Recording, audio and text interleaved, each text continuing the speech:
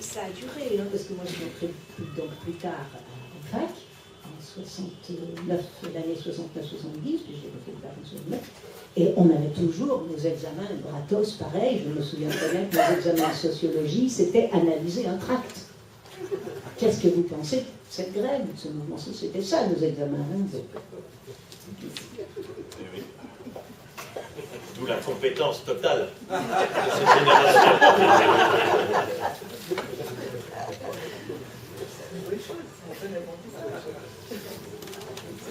Cette année, il y a eu plusieurs tentatives de blocage de lycée, participation de lycéens rennais à la mobilisation contre la sélection. C'était très compliqué. Il y a eu l'intervention du gouvernement et puis un travail de concert avec les directions de l'établissement qui est assez fort et certains enseignants. Et il se trouve qu'on a été amenés, nous, à défendre les lycéens qui étaient dans les lycées professionnels et qui étaient en stage au moment où il y avait les journées de mobilisation. Donc, en fait, raté non seulement les cours, mais le travail en alternance. Ce qui comptait beaucoup pour nous. En fait, nous, c'est assez central cette question de la professionnalisation des lycées, justement dans la sélection, la reproduction de la du travail avec les lycées aujourd'hui. Et il y a une jeune fille qui était embauchée, qui travaillait en stage à la reprographie de Nanin, qui est l'université de sciences et un peu plus loin. Et son directeur de stage est un type qui se disait ancien maoïste, qui était chier et qui disait, il a raconté une histoire qu'on a partiellement enregistrée, malheureusement, qui expliquait que lui, il a été privé du bac en fait grève en 68 et que, en tout cas sur Rennes, il se faisait rentrer dans les classes à coups de matraque par comment s'appelle le syndicat de PSA, Citroën, voilà, et qu'il y avait une intervention, y compris de ces organisations de syndicats d'extrême droite, des fascistes, pour faire rentrer les lycéens en cours. Est-ce que ce genre de, quand on parlait de ce genre de choses au moment de 68 sur la répression au sens policière, mais sur les interventions justement dans les lycées de ces groupes-là, sur la question de peut-être priver des diplômes, priver du bac, etc. Il racontait ça. On lui a posé pas mal de questions. Bon, pour l'instant, c'est un peu difficile parce qu'on venait l'envoyer pour une histoire de stage. Et il nous raconte cette histoire en disant mais vous, c'est de la pitcha, vos histoires de revendication. Nous, on a fait un truc énorme, c'est hyper grave, ce qu'on a dit à l'époque. Et est-ce que vous avez eu un peu des retours sur cette histoire-là, plutôt dans les lycées, je pense, après vous parlez de 68 et 69, oui, bah c'est 69 forcément. Bon, moi à Paris, mais c'est pas parce que je n'ai pas ça en souvenir, mais c'est uniquement Paris. Mais pareil, j'ai aucune idée, j'ai jamais entendu d'histoire de ce genre, mais encore une fois, ça ne veut pas dire qu'il n'y en a pas eu, tu comprends? Par exemple, ce que tu viens de dire me fait rappeler qu'il y a encore parmi les innombrables points aveugles, il y en a un qui concerne l'enseignement technique, les lycéens du technique, qui ont été massifs dans les manifs. Hein. C'est ça que je voulais savoir. Ils ont été importants. À Villeurbanne, il y avait plusieurs lycées techniques, ils étaient en grève, j'étais arrêté, ils étaient la même. Bon. Mais quel a été leur sort? Comment ils ont été traités? Ça, moi, j'en sais rien, j'en sais rien. Ça n'a pas été une personne qui se pensait là-dessus jusqu'à présent. Peut-être qu'ils ont eu des problèmes spécifiques.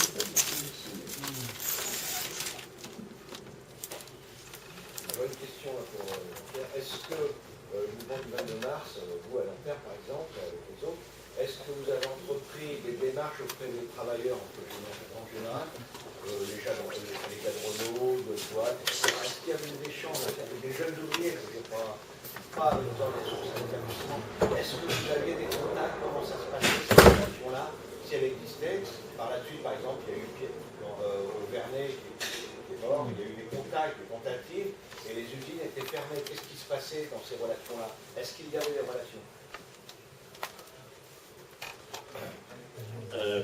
Oui, mais pas de relations véritablement structurées, planifiées, décidées. Il y a déjà par les groupes qui composaient, nous dans le groupe anarchiste de Nanterre, moi j'étais en liaison avec Information Correspondance Ouvrière, il y avait des gens qui travaillaient dans les usines autour de Nanterre, on avait quelques copains, mais ça se résume à quelques personnes. Mais toujours évidemment, quand tu es militant et que tu es ça, tu es plus actif. Après, le rôle qui a pu être joué, dans un premier temps, c'était le fait de caisse de résonance, et puis de gens qui venaient, de jeunes qui venaient au mouvement du 22 mars, dont des gens qui pouvaient ressembler aux primards, moins cabossés probablement, des jeunes apprentis, mais le rôle, il a été joué surtout au moment de la reprise. Le mouvement du 22 mars, il s'est dissous volontairement en juin. Volontairement, parce que à partir du fin mai, on s'est rendu compte qu'on n'avait plus le pouvoir qu'on avait eu avant. C'est-à-dire que jusqu'à mi-mai, on était le groupe qui comptait, qui était le plus radical avec les CAL, avec les comités d'action lycéens, et qu'on ne pouvait rien faire sans nous à un certain niveau. Après, il y a eu la grève générale, donc le retour des politiques, donc Charletti, etc. Et on s'est rendu compte que, comme on n'avait pas le projet de devenir un parti politique, la partie maoïste, qui est devenue maoïste, est partie, et on a dissous le mouvement du 22 mars, et tous les gens du 22 mars ou assimilés se sont reconvertis dans quelque chose qu'ils avaient déjà investi dès le mois de mai, ce sont les comités d'action. Et pour moi, c'est important de parler des comités d'action, parce que les comités d'action, c'est ce qui a été le squelette, à mon avis, de la révolte de mai-juin. C'est-à-dire des comités d'action, c'était des groupes de 10, 15, 20 personnes. Il y en avait de divers et variés. Comité d'action de quartier, comité d'action sur un sujet spécifique, d'homosexualité, de femmes, comité d'action d'une entreprise. Et tous ces comités d'action ont tenté, pendant tout le mois de mai, de se coordonner. Évidemment, il y a eu plusieurs coordinations, parce que des groupes politiques, qu'ils soient libertaires, trotskistes ou autres, essayaient de faire que ça aille plutôt dans leur sens plutôt qu'à d'autres. Il y avait des coordinations qui se réunissaient de temps en temps à Paris, à Saint-Cyr, à la faculté de Saint-Cyr. Et là où les militants du 22 mars, alors je dirais que les militants du 22 mars ont joué un rôle avec d'autres, c'est pour aller appuyer les grévistes qui ne voulaient pas reprendre le travail après le mot d'ordre de reprise. Allez voir le film La Reprise, par exemple. En particulier, nous, on a été relativement actifs à la Poste. Ça ne s'appelait pas la Poste, ça s'appelait le PTT. Et évidemment, il y avait des divisions, hein, il y avait des syndicats qui disaient qu'il fallait reprendre, dont la CGT, il y avait des ouvriers qui ne voulaient pas, et on était présents. Donc on a joué un rôle on a perdu, là, ça a coûté le travail quand même. Mais bon, voilà, d'essayer d'empêcher la reprise. Maintenant, des rapports structurés, je dirais organisationnels, pas le 22 mars, et en général pas les anarchistes, malheureusement, à mon avis, mais ça a été le monopole des maoïstes.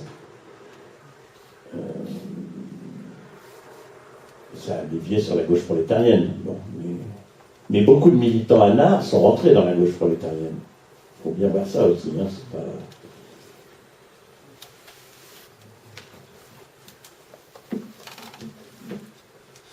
Dans les comités d'action, est-ce qu'il y a des comités d'action pour perdurer longtemps ou Alors, ça, je veux dire, les comités d'action, il y en a qui ont perduré pendant pas mal de temps, mais ils ont été à l'origine de choses qui, elles, ont perduré pas mal.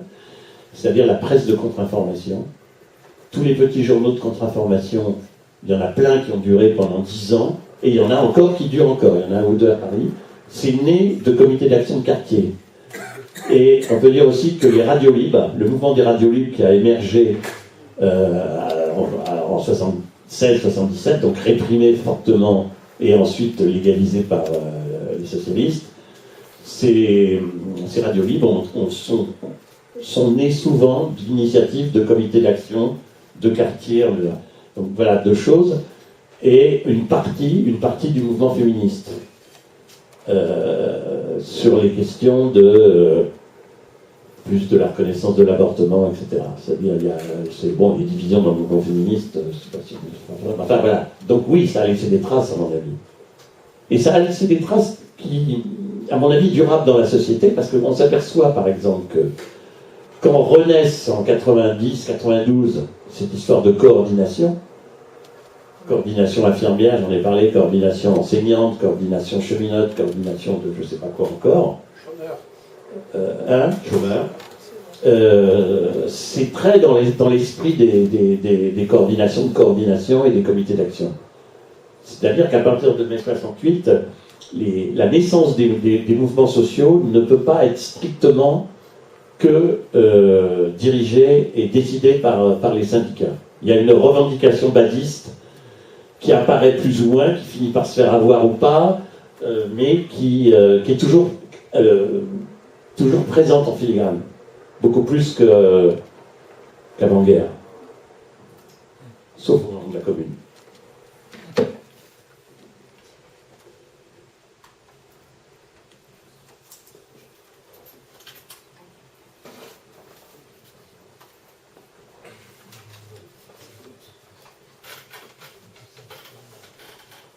En fait, on avait invité quelqu'un pour à Rennes 2 justement il y a 2 mois de ça à peu près, il s'appelle Lola Messerov, pour parler justement d'un de ces comités action qui était celui de Sancier, et entre autres. Et, ce qui est un peu étrange quand on lit des textes, c'est qu'on a toujours l'impression qu'il y a quelque chose, je ne sais pas si c'est propre aux modalités de la manière dont les gens s'organisent en milieu anarchiste, ou ce qu'elle appelle l'ultra-gauche, mais il y avait une espèce de capillarité affinitaire où en fait on ne savait jamais d'où ça partait, finalement quand ça se composait. Elle parlait pas mal aussi des forums de rue qui avaient l'air d'être assez importants pour elle à Marseille et dans d'autres villes autres que Paris, où ça, je ne sais pas si à Lyon ça a joué un rôle important, ça. Mais en tout cas aujourd'hui pour nous, qui nous organisons aussi dans l'idée que la pure revendication étudiante, elle n'a pas de sens aujourd'hui, y compris sur la réforme de la loi ORE, parce qu'elle est complètement intégrée dans une série de transformations, de réformes qui visent à organiser la main-d'œuvre précaire de masse aujourd'hui. Et du coup, la question de comment est-ce qu'aujourd'hui des comités d'action de ce type-là, qui justement affranchiraient un peu cette dimension assez corporatiste, un peu repliée sur elle-même de ce qui se passe dans l'université, ça nous intéresse, mais on ne comprend pas très bien à ce moment que ça s'est constitué. Est-ce que c'est les vestiges des réseaux de relations qui existaient entre les gens, qui avaient vécu des expériences communes et qui se connaissaient comme ça de manière interindividuelle? Est-ce qu'il y a des assemblées qui ont décidé qu'il fallait créer un comité d'action, par exemple étudiants, travailleurs ou autres? D'où ça part en fait pour vous? Est-ce que vous avez un peu est-ce qu'il y avait des différences sur la façon dont ça existe, quoi? Parce que j'ai l'impression que même à Rennes, aujourd'hui, parler à l'heure où, maintenant c'est certainement trop tard, mais à un moment donné, se fait poser la question de comment échapper à l'enfermement sur l'université par exemple, de Rennes 2, qui a polarisé beaucoup de choses, ou même Sciences Po, pareil, quoi, pour aller à la fois agir sur des terrains de conflits politiques différents, comment ça s'organise. Je vais donner un exemple pour rebondir.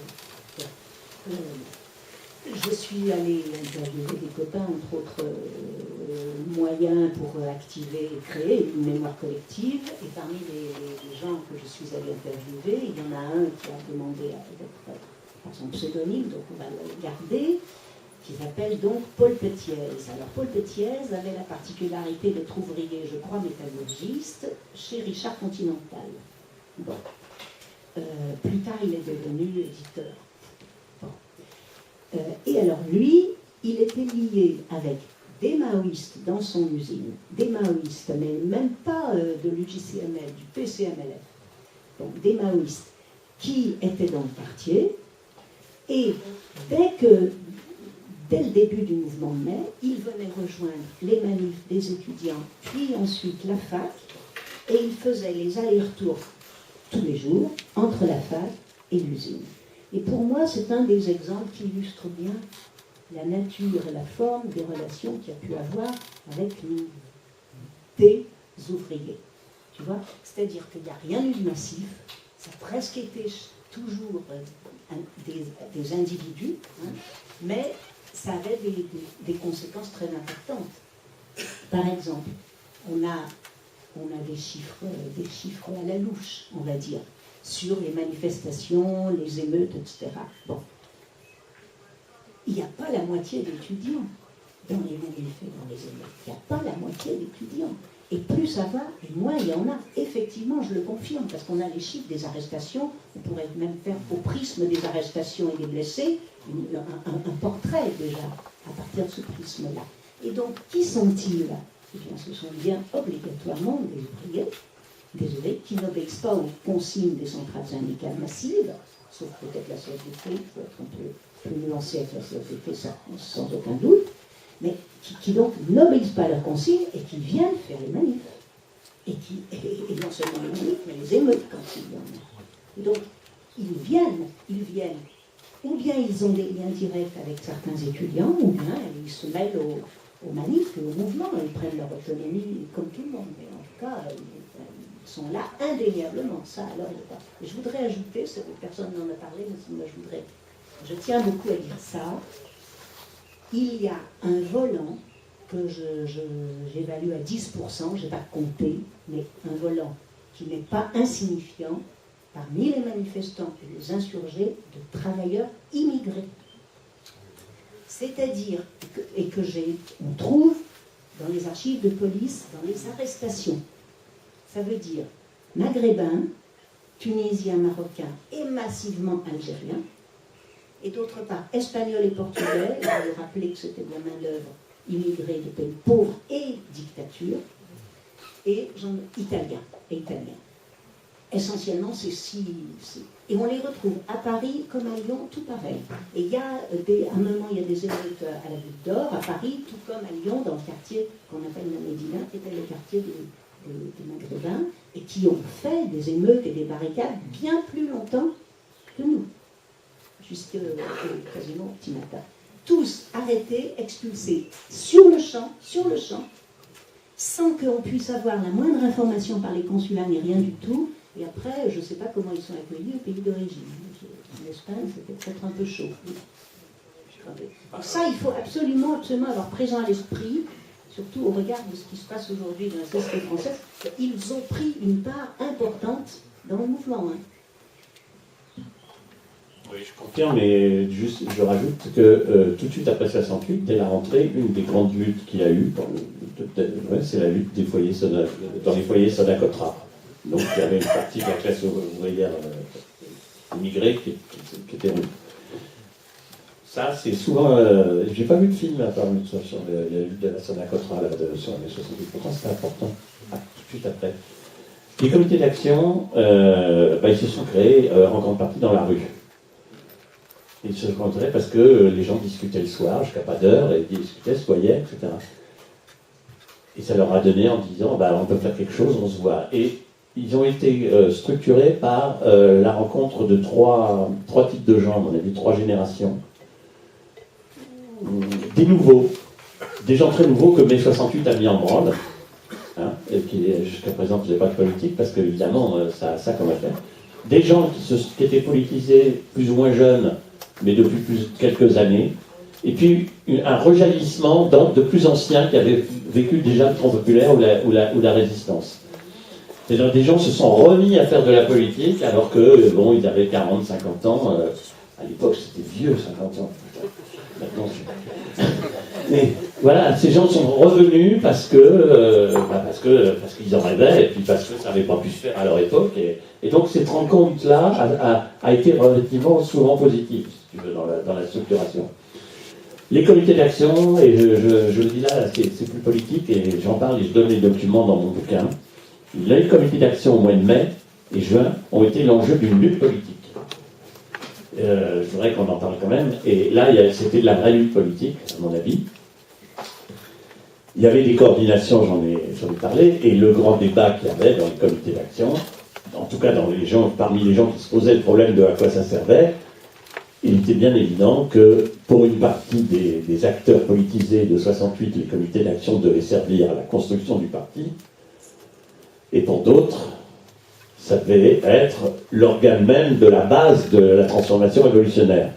Différence entre, disons, les libertaires et les trotskistes, pour faire très gros. Et ce débat-là a donné il y a eu des comptes rendus de réunions, donc moi je les avais et tout ça, je les ai republiés. Et c'était intéressant parce que c'est pas simplement et c'est le même débat qu'il y a eu avec les soviets. C'est l'éternel débat et qu'on retrouve maintenant à quoi ça sert. Un peu atténué maintenant parce qu'il n'y a pas de structure dont on peut se dire ça doit être la base de la reconstruction sociale et de la révolution, il n'y en a pas encore, mais des gens qui trouvent que ce qui se passe peut servir à reconstruire le parti, il y en a. Bon.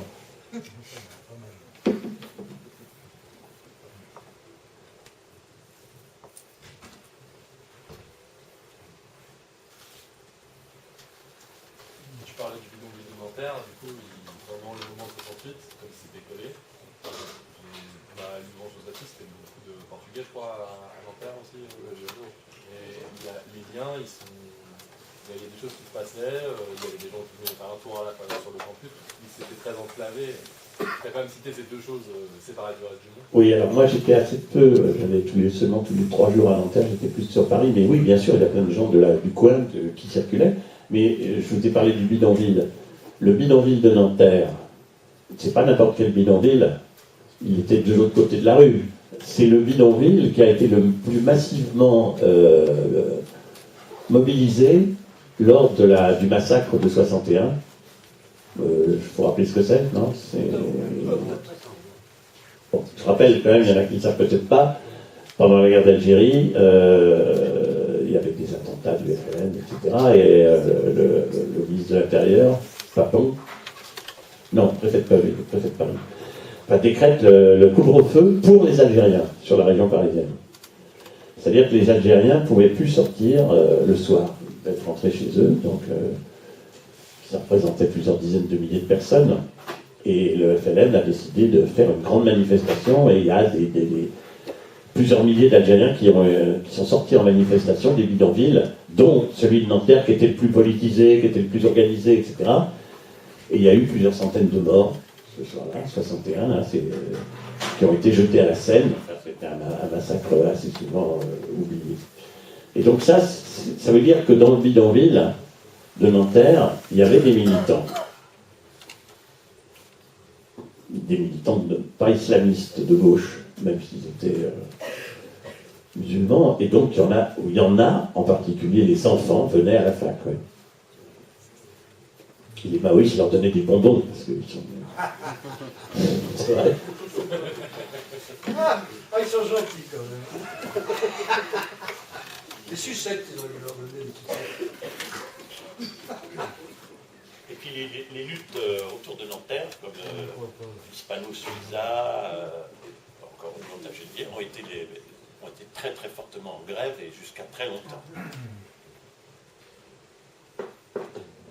Aujourd'hui, là, il y a un peu un truc sur un peu un truc tarte à la crème, la question de convergence des luttes, comment toutes les luttes elles se rejoignent, c'est un mouvement qui serait massif et qui renverserait quelque chose. Moi, je me demandais comment est-ce que les gens qui, du coup, n'étaient ni proches du PC, ni proches des Trotskar, et qui étaient dans certaines luttes, à certains endroits, pensaient leur lutte, est-ce qu'ils la pensaient séparée d'un mouvement social, je sais pas, révolutionnaire, plus large, ou est-ce que comment ils s'habitaient cette question-là? Moi, ce que ça me suggère, là, ta question, c'est que quand on est jeune, on se forme sur le tas. Ça, c'est une chose qui me paraît très très importante. Et peut-être même d'ailleurs ceux qui sont des militants politiques plus anciens, de même, dans l'événement, ça te transforme. Il faut décider d'heure en heure, il faut être autonome, il faut savoir ce qu'on veut. On apprend sur le tas les choses. Et donc, c'est pas du spontanéisme, c'est pas ça que je veux dire. Hein. Non, mais je veux dire, une fois qu'effectivement que tu es formé, quoi. C'est de manière durable, tu vois.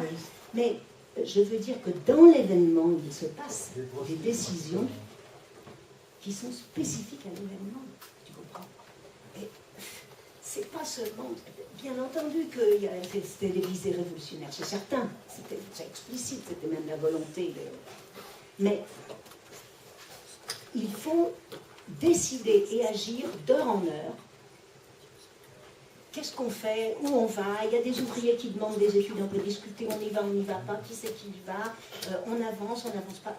Ce sont des décisions qui te forment dans l'action, sur le tas. Voilà, c'est ça que je fais. Comme les grèves dans les boîtes. Non, mais comme toutes les luttes. Bon, alors moi, comme j'étais militant déjà plus de 4-5 ans avant, y compris pendant la guerre d'Algérie, j'avais un peu cette formation-là. Mais je réinsiste sur le fait que ce qui a influencé beaucoup la partie étudiante ou jeune, parce que nous on faisait partie aussi, en tant qu'ANAR, d'un truc qui s'appelait Comité de liaison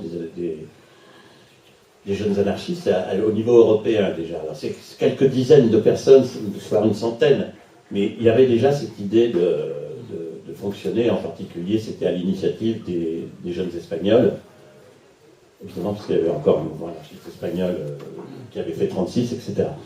La convergence des luttes, on avait, à mon avis, un avantage sur vous, c'est qu'on la vivait en partie, alors là c'est schématique que je veux dire, mais au niveau mondial. On avait le sentiment d'appartenir à un monde dans lequel il y avait des luttes dans lesquelles on se reconnaissait. À mon avis, plus que maintenant. Mais n'oubliez pas qu'il y avait quand même la lutte des Noirs américains, c'était pas rien, en Afrique du Sud.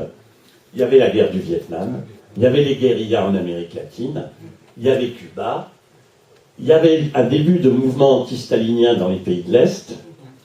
Alors certes, il y avait encore Franco, il y avait encore Salazar, il y avait Papadopoulos en Grèce, mais on avait ce sentiment que la convergence des... Enfin, la question que tu me poses, je ne me la posais pas à l'époque probablement, mais maintenant je veux... C'était tout ça qui devait converger pour nous. C'est-à-dire changer le monde, c'était réellement... à l'époque, en partie, le vrai monde, le globe, quoi, tel qu'on pouvait toucher, quoi. On pouvait y aller, voir que des gens luttaient, quoi. Et il y avait des mouvements de solidarité internationale. Quand je vois la faiblesse du mouvement de solidarité vis-à-vis de la Palestine, moi, ça me révulse, quoi. Mais ce sentiment-là, peut-être convergence des luttes. Je raconte toujours un exemple. Un parmi 1000 exemples. En février 68, je suppose que ce sont les trotskistes, la 4e internationale, ils ont organisé une manif à Berlin. Bon, de Lyon est partie une voiture de militants trotskistes de JCR, qui étaient en rupture de banc avec leur direction nationale d'ailleurs. Ils sont partis pour aller manifester à Berlin contre le Vietnam. Enfin, pour le Vietnam, contre les Américains, pour le Vietnam. Voilà. Ça, c'est un... Bon, voilà, tu vois. Et en effet, tout le monde se sentait immédiatement concerné par tout ce qui se passait au Vietnam et ailleurs, et dans l'Espagne. Alors là, l'Espagne, n'en parlons pas, hein. Enfin, c'était notre vie. Alors c'est en partie illusoire, hein. Enfin, c'est aussi les fantasmes qui font que les choses bougent quelque part. On a du mal à avoir des fantasmes sur certaines luttes internationales en ce moment. C'est plus dur. Hein. Oui, oui. Ben, je te dis, c'était un avantage quand même. C'était plus. On n'allait pas envoyer un bus pour aller à Maïdan. Ouais. Non, non. C'était quoi l'international de la jeunesse qui avait créé Jerry Woodbury, tout ça. Aux États-Unis, c'était assez proche de Libertaire aussi. Ah, oui. À l'époque.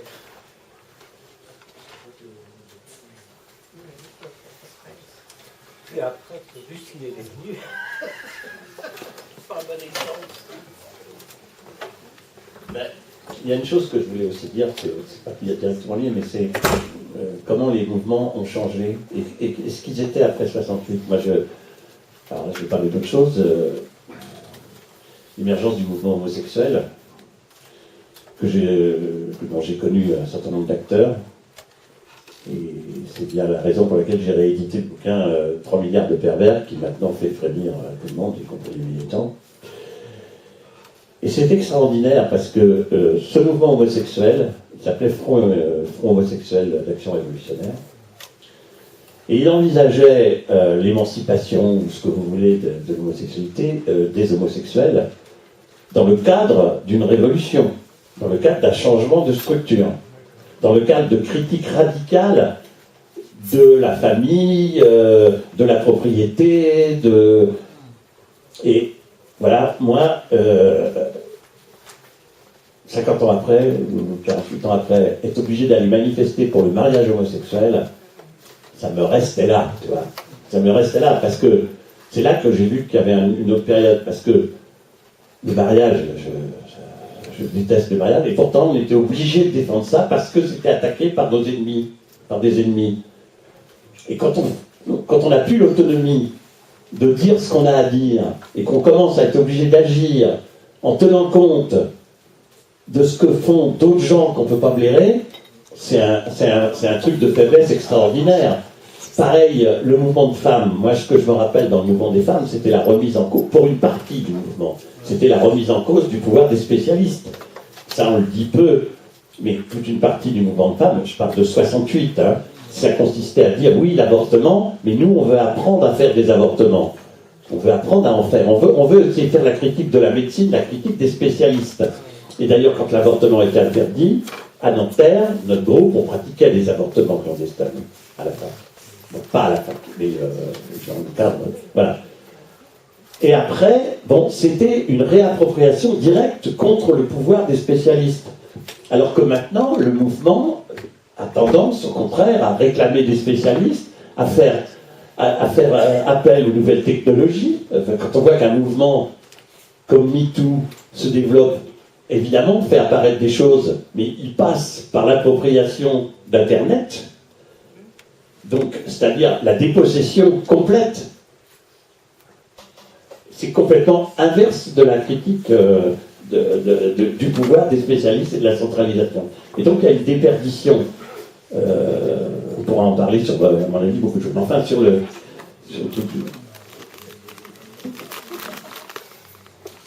Sur l'avortement, si je me permets. Pendant 50 ans, de 1925 un peu avant 1975, en France, le grand spécialiste de l'avortement était anarchiste. C'était Aristide Lapeyre.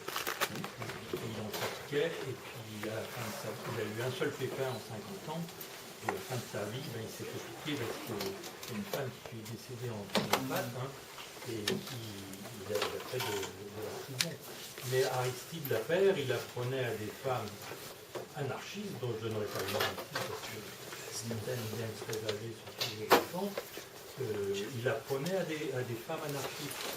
Mais il y a eu un gros problème au moment de la loi sur l'avortement, parce que certaines de ces femmes anarchistes formées par Aristide Lapeyre ont préféré avoir affaire au corps médical plutôt que de continuer à faire eux-mêmes ou plutôt elles-mêmes, parce que c'était quelque chose d'extrêmement angoissant pour quelqu'un qui ne l'avait pas appris spontanément. Si tu as avorté, tu préfères que ceux qui avortent savent faire le boulot. Ça faire le boulot. Quel que soit le boulot dans n'importe quel...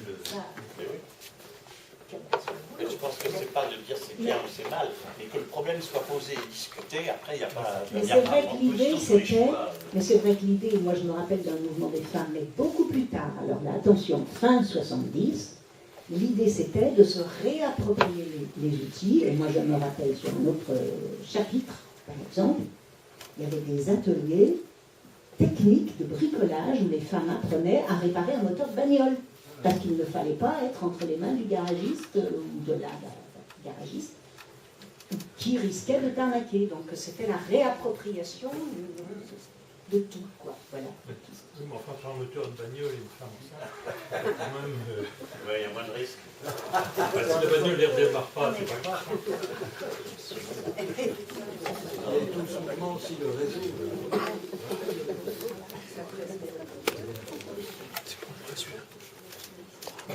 S'émanciper de la science, ça ne veut pas dire être contre la science, mais s'émanciper. C'est le débat sur l'avortement aussi. Enfin, moi, j'ai toujours été un peu que la place là-dessus. Je ne suis pas pour l'avortement, je suis pour la liberté d'avorter. Pour l'avortement, ça ne veut pas dire grand-chose. Et alors, après, le débat, c'était de savoir à quel âge l'embryon, il est un être humain ou pas. J'en ai rien à foutre. Le problème, il n'est pas là. Le problème, c'est que c'est assumer le fait que non, je ne respecte pas la vie dans ces cas-là. C'est tout. Parce que si on me dit que c'est 3 mois, 4 mois... Parce que là, il y en a eu des âges qui nous ont été balancés. Donc, alors, sous prétexte qu'on va nous prouver quelque chose, on va changer de position. Et on va être contre l'avortement. Non. Il faut assumer le fait que la vie... moi, j'ai rien contre supprimer une vie. Voilà. Ça dépend quelle vie, comment et dans quelles circonstances. Même si l'embryon est un être vivant, pas des spécialistes qui vont me le dire. Je voudrais rebondir sur ce sujet de il y a juste un petit peu avant. Lorsqu'on est acculé à être obligé de défendre des positions parce que ce sont nos ennemis qui prennent trop de terrain, c'est là où effectivement on perd pied, on recule. Et c'est vrai qu'il y a un aspect qu'on n'a pas assez mis encore en lumière, on n'a pas encore suffisamment dit, c'est l'aspect offensif des luttes en mai 68. On était offensif, on n'était pas défensif. Souvent,